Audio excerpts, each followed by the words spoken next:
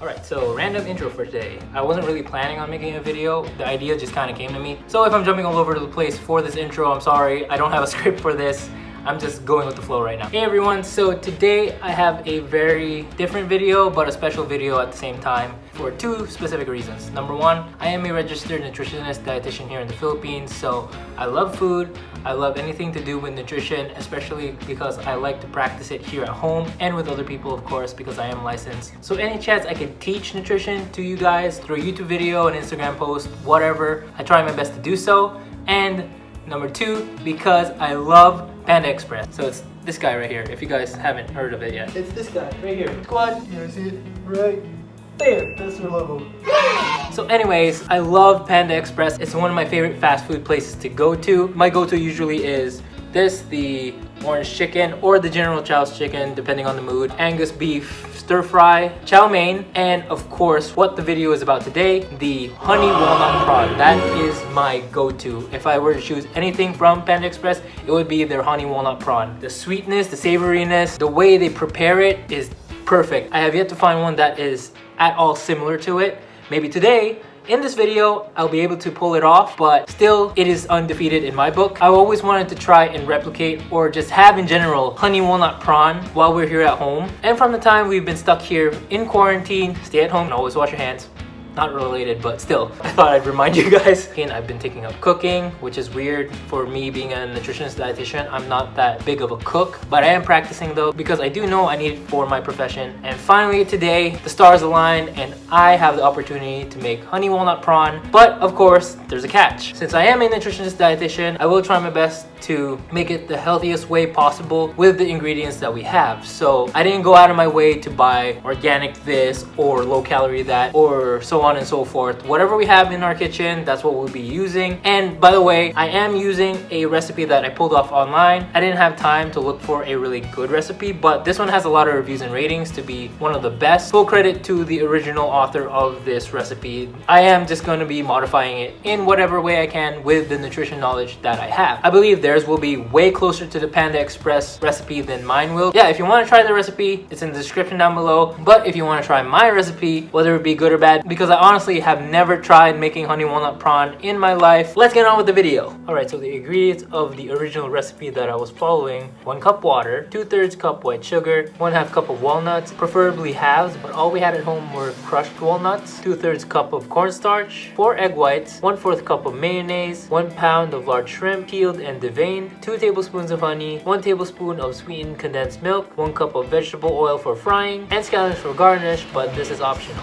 Now this is where my modifications as a nutritionist dietitian comes in. Of course, the first thing that I noticed in the recipe was the sugar. That 2/3 cup of sugar is equivalent to about 11 tablespoons. You're supposed to make the sugar in this recipe caramelized in order to make candied walnuts. During the actual making of my honey walnut shrimp, I actually did something else. I decided to cut that part of the video out. Although the candied walnuts does add texture and sweetness to the recipe, I personally recommend opting out of using candied walnuts because it'll save you calories and the recipe is already sweet enough, so you're not actually losing any sweetness to it. You're getting just the right amount of sweetness, in my opinion. What I suggest you do to the walnuts, which I unfortunately was not able to do, is to actually toast it. This will make the walnuts a lot crispier and bring out the natural flavors even more. And I forgot to mention adding them after you toss the shrimp in the sauce. That way, even if the sauce does start to take away the crispiness of the breaded shrimp, you still have a contrast in flavors and textures thanks to those toasted walnuts. But if you guys would still want to use the candied walnuts, I would suggest either lessening the sugar used or even using brown sugar instead. But do take note, when using brown sugar, the taste might change a little bit because the level of molasses is higher in brown sugar than in regular refined sugar. But at least you'll be having a healthier option, so do keep that in mind. Another thing that I opted out of using in this recipe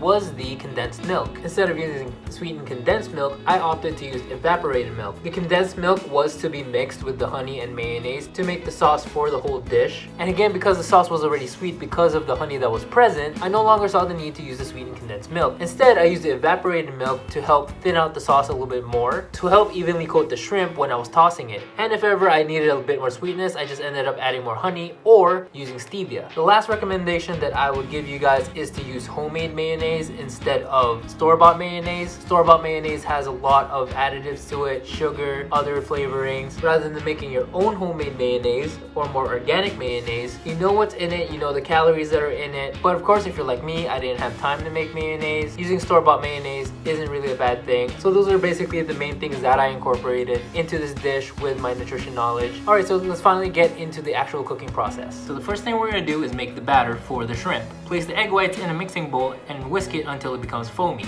Then what you want to do is add the cornstarch little by little to the egg whites until they combine. Not like what I did here because it'll be too hard to mix in one go. Let's see what Past Albie has to say. Oh no, what did I do? Stupid. Should have done it little by little.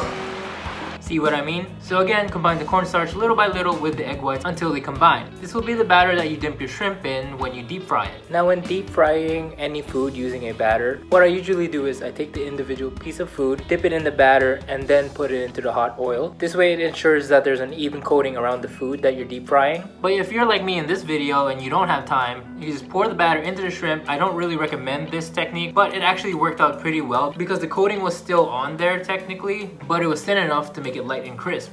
The next thing you want to do is heat your oil up until it starts to boil. Batter your shrimp with the batter and your plate covered in tissues in order to soak up the excess oil. Then once you get your oil boiling, lower your heat to medium heat and carefully place the shrimp covered in batter one by one into the boiling oil. You don't want to overcrowd the pan with too much shrimp because you want to keep track of which ones have stayed in the longest. Deep fry each shrimp for about 5 minutes or until golden brown. While waiting for all your shrimp to cook, you can combine the mayonnaise, evaporated milk, and the honey together to make the sauce. And again, what I did here was I ended up combining the walnuts and the sauce together before putting it on top of the shrimp. But instead what I do recommend is tossing the shrimp with the sauce and topping it off with the toasted walnuts in order to keep it crispy. Now the last step of course is to combine the deep fried shrimp with the sauce, again not all at once, and then toss it, or you can mix it if you don't know how to toss. It may look like I know what I'm doing, but this is what's really happening.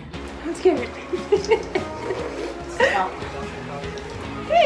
Once you're done tossing the shrimp in the sauce, transfer it to a plate, top it off with some of those toasted walnuts and green onion, and that's pretty much it. And here's the finished product.